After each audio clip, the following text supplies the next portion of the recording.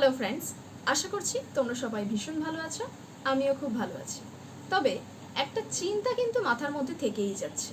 চলো তাহলে তোমাদের সঙ্গেও সেই বিষয়টা শেয়ার করা যাক। এই যে আমরা যারা ল স্টুডেন্ট রয়েছি, আমরা ল স্টুডেন্টরা 3 বছর বা 5 বছরের কোর্স কমপ্লিট তো করছি, বাট আফটার দ্যাট পিরিয়ড আমাদেরকে কেউ যদি একটা পিটিশন লিখতে বলে তাহলে কিন্তু আমাদের হাত কাঁপে। তোমাদেরও তাই হয় কি? তাহলে অবশ্যই ভিডিওটি শেষ পর্যন্ত দেখো, কারণ আজকে আমি এই ভিডিওতে পুরো ডিটেল এক্সপ্লেন করতে চলেছি কেন এই রকম প্রবলেমের সম্মুখীন আমরা হই আর কিভাবে আমরা এর সমাধান করতে পারি। চলো তাহলে শুরু করা যাক। প্রথমেই বলে রাখি, আমরা যে কলেজে পড়ি, কলেজের এই 3 বছর থেকে 5 বছর এই পিরিয়ডের মধ্যে আমাদেরকে শুধুমাত্র বেয়ার অ্যাক্টস, সেকশন, কেস ল, বিভিন্ন প্রশ্ন উত্তর এই সমস্ত কিছুই করতে হয়। কিছু কিছু স্টুডেন্ট যারা একটু বেশি পড়াশোনা করে, তো সেক্ষেত্রে তারা কেস রিসার্চ বা আরও যে সমস্ত রিসার্চ ওয়ার্ক রয়েছে সেগুলো পাশাপাশি করতে থাকে। সো কলেজ যেহেতু আমাদেরকে ড্রাফটিং শেখায় না, সেই সূত্রে আমরা যারা ইন্টার্নশিপ জয়েন করি, ইন্টার্নশিপ জয়েন করার পরেও কিন্তু আমাদের খুব একটা বেশি লাভ হয় না।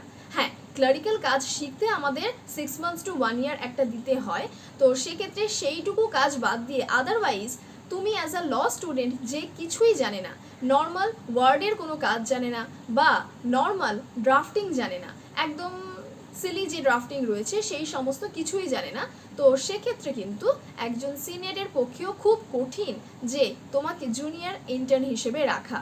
তো সেই কারণে নিজের স্কিল ডেভেলপমেন্টটা সবার আগে।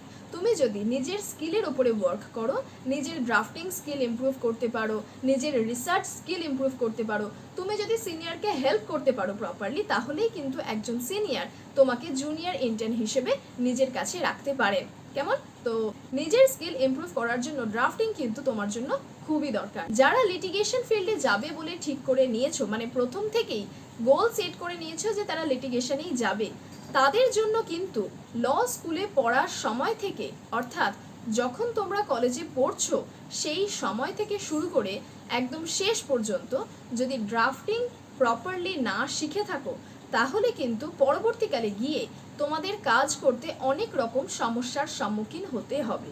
কারণ ড্রাফটিং না জানলে তুমি কোনো প্লিডিং, ফাইলিং কিচ্ছু করতে পারবে না। ইভেন যদি তোমার কাছে খুব ছোটোখাটো কাজ, অর্থাৎ নর্মাল এফিডেভিট, নোটারি, এগ্রিমেন্ট, এই সমস্ত কিছুও যদি একদম ছোট ছোট কিছু আসে, তাহলে সেক্ষেত্রেও কিন্তু তুমি সেটা শুরু করতে পারবে না, কারণ তোমার কাছে ড্রাফটিংয়ের কোনো নলেজ নেই। সেই কারণেই এখন থেকে, অর্থাৎ কলেজ লাইফ থেকেই তোমরা ল সেমিস্টার ক্লাসের পাশাপাশি ড্রাফটিংটাও প্রপারলি শেখার চেষ্টা করো। কেমন? আমি পল্লবী, আমার ক্লাসে আমি ল স্টুডেন্টদেরকে সেমিস্টার ক্লাসের পাশাপাশি ড্রাফটিং সাপোর্টও প্রোভাইড করে থাকি, যাতে তারা স্টুডেন্ট অবস্থা থেকেই নিজেদের ইনকাম নিজেরাই করে নিতে পারে। অর্থাৎ তারা নিজেদের কলেজের ফিস বলো বা নিজেদের ছোটোখাটো হাত খরচা বলো, সেই সমস্তর খানিকটা তারা নিজেরা জোগাড় করে নিতে পারে। আর এই রকমই যদি তুমি ল স্টুডেন্ট থাকাকালীন ইনকাম করতে চাও, তাহলে অবশ্যই স্ক্রিনে দেওয়া নাম্বারে যোগাযোগ করতে পারো। এবং আমার স্টুডেন্ট হয়ে যদি আমার ক্লাস জয়েন করতে চাও, সেপ্টেম্বর মাস থেকে আমার নতুন ব্যাচ শুরু হচ্ছে, তো সেক্ষেত্রে তুমি স্ক্রিনে দেওয়া নাম্বারে যোগাযোগ করে নিজের সিট বুক করতে পারো।